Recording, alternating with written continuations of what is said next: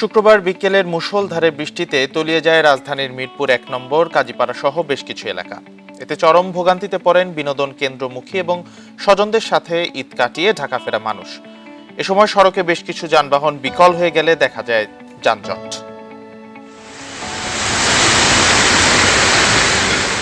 কেউ স্বজনের সাথে ঈদ উদযাপন শেষে গ্রাম থেকে ফিরছেন, কেউ বা বের হয়েছিলেন প্রিয়জনকে সাথে নিয়ে একটু বিনোদনের সন্ধানে, কিন্তু বেরসিক বৃষ্টি যেন থমকে দিল সবই। মুষলধারে বৃষ্টিতে অল্প সময়ের মধ্যে এভাবেই তলিয়ে যায় রাজধানীর মিরপুরের টেকনিক্যাল থেকে শুরু করে সনি সিনেমা হল পর্যন্ত এলাকার বেশ কিছু অংশ। রাস্তার পাশাপাশি ডুবে যায় ফুটপাতও।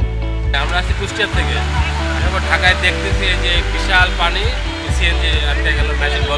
প্রচুর বৃষ্টির কারণে জলাবদ্ধতা পার করে উপেক্ষা করে এখন বিভিন্ন জায়গায় যাওয়া হচ্ছে আর কি। প্রথম দিকে ভালোই ছিল, শেষের দিকে সব এলোমেলো হয়ে গেছে বৃষ্টিতে। মনে করি ঢাকা উত্তর সিটি এবং দক্ষিণ সিটি দুইজন মেয়র আছে, দুইজন মেয়রের সঠিকভাবে এটা পর্যবেক্ষণ করতেছে না। এখান দিয়ে যেতে গেলে তো রাস্তাটা বন্ধ হয়ে গেছে, যে মানুষ এই সাইড দিয়ে যাবে তাও কোনো রাস্তা নেই। এ সময় ইঞ্জিনে পানি ঢুকে বিকল হয়ে যায় বেশ কিছু যানবাহন, বেকায়দায় পড়েন চালকরা, দেখা দেয় যানজট। ঘন্টা দুয়েকের জন্য অচল হয়ে পড়ে কয়েকটি নিচু সড়ক। পানি ঢুকছে ইঞ্জিনে, হ্যাঁ পানি ঢুকছে, বেহাল দশা। মোহাম্মদপুর থেকে আসতেছি, ওইখান থেকে বন্ধ শুধু পানি আর পানি।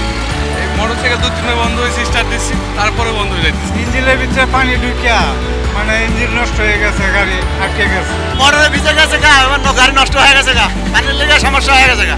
মিরপুরের কাজীপাড়া, কালশী সহ বিভিন্ন এলাকায় দেখা দেয় জলাবদ্ধতা।